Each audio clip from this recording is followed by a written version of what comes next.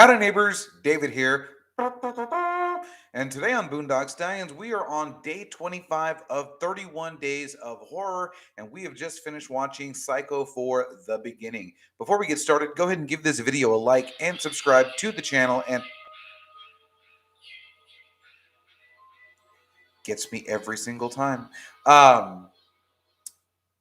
Go ahead and like, subscribe to the channel so we can keep pumping out more videos for you. And after you subscribe, comment down below that you subscribe, because on Halloween night, we're going to live stream. I'll leave the link down in the description for you to follow, but we're going to live stream at 7 p.m. And during that live stream, I'm going to draw 3 names of people who have subscribed and commented they've subscribed out of the comments from a hat. And the first name I draw wins $50. The second name I draw wins $25. And the third name I draw wins $10, and all of that is going to be paid out by me through Cash App, Facebook Pay, Google Pay, some form of cash transaction, direct deposit. We'll figure it out.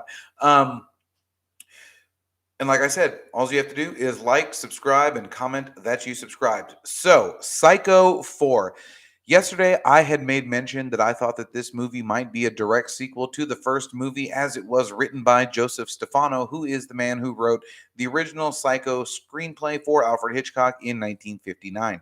But watching the movie again, as it had been a while since I'd seen it, I realized that I was sadly mistaken. It is part 4 in the franchise, and it does acknowledge the kills that happen in Psychos 2 and 3. However, he overlooked 2 different things. One, he overlooked completely the story arc for Mrs. Spool being Norman's mother slash aunt and responsible for the death of his father. That's all gone. And he also ignored from his original script in 1959 the fact that Norman explains to Marion Crane that her father had died, or I'm sorry, his father had died when he was 6 years old. No, I'm sorry, wrong thing. He'd explained in the first movie that after his father had died, that his mother's boyfriend had convinced her to use the last of her inheritance to open up the hotel, when in fact you get to Psycho 4, the hotel is already there when she meets the boyfriend. And I think that the reason for this was mostly because it would have cost too much money to take down the hotel and then have it show it having being built and then finished product, instead of just skating over that one little line and hoping nobody would notice. But I noticed because got quite a bit of free time on my hands.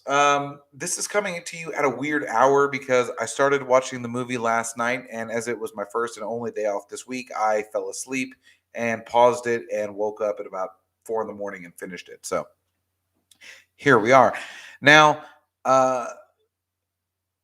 who's the actor? Henry Thomas, who plays the 15-year-old version of Norman Bates, was amazing. If you don't remember Henry Thomas, he's most iconically known for playing Elliot in E.T., and more recently here, he's taken on another horror movie icon in Jack Nicholson's role as Jack Torrance in The Shining, when he played Jack in the sequel, Doctor Sleep. And he's getting a lot of criticism for his portrayal of Jack in Doctor Sleep, but let me run this by you. There are only a couple of scenes where he's doing a direct Jack Nicholson impersonation.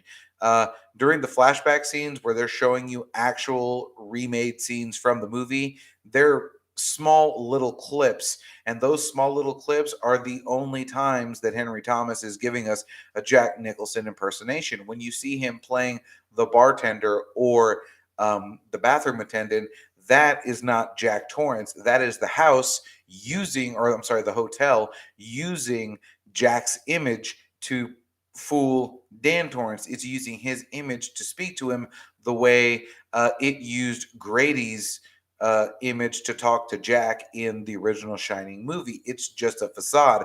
So what he's playing there is the house playing the bartender and the house playing the bathroom attendant, not actually Jack Torrance himself. So an actual 110% impersonation would have been completely unnecessary, and we would have complained about it either way. I mean, if he'd gone full on Jack Nicholson, we would have complained that it wasn't Jack Nicholson. And if we'd brought Jack Nicholson in and de-aged him, first of all, the de-aging wouldn't have been that good. And if it was, it would have cost more money to bring Jack Nicholson in and de-age him than the movie was worth in the first place. And it would have completely distracted from this movie being its own unique original story. And I don't know why I went on a rant about Dr. Sleep while I'm doing my Psycho thing, but it Henry Thomas, who nailed it, like I said, as a young Norman Bates in this movie. And as far as also nailing it goes, I think Olivia Hussey, and I'm saying Hussey because Hussey just it feels wrong to say Olivia Hussey, so I'm going with Olivia Hussey.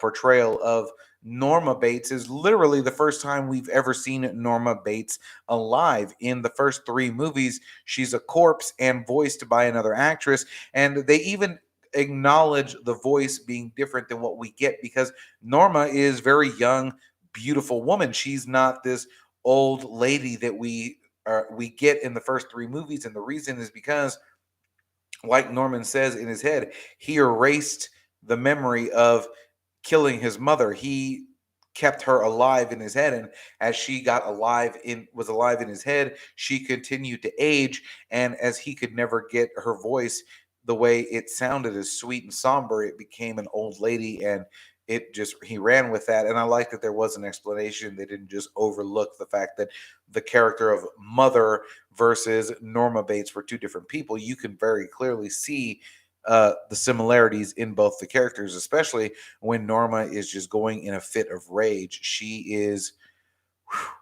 breathtaking. The whole movie is just deliciously skin crawling, cringeworthy horror drama at its finest. This is probably one of the up there sequels. And like I said, Psycho 2 is a phenomenal sequel living up to its predecessor, but Psycho 4 once again even outshines that as a sequel. And it's not many movies in the horror franchise or in any franchise that can continue to have sequels live up to and surpass their original movie.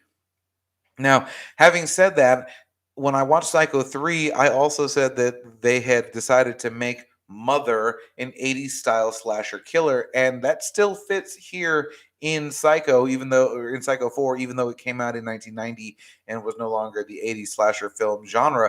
When they do the flashbacks to young Norman dressed as Mother, it's still a character. Mother is her own on-screen persona. She's got the signature dress, the signature wig, the giant butcher knife, even though he does choke a lady out with a rope in this one.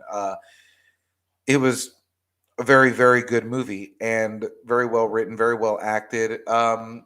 Anthony Perkins, once again, reprising his role as Norman Bates for the voiceover. And now, he even, while on the radio, will not give his real name. He wants to protect his identity and gives the surname Ed, or pseudonym Ed.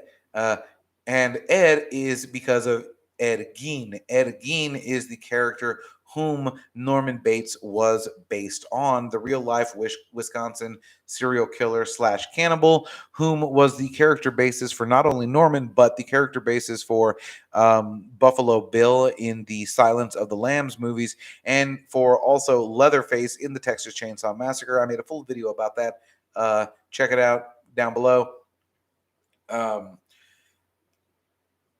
yeah, this was great. I'm fighting with myself as to whether or not I'm going to watch the remake, because as far as horror remakes go, this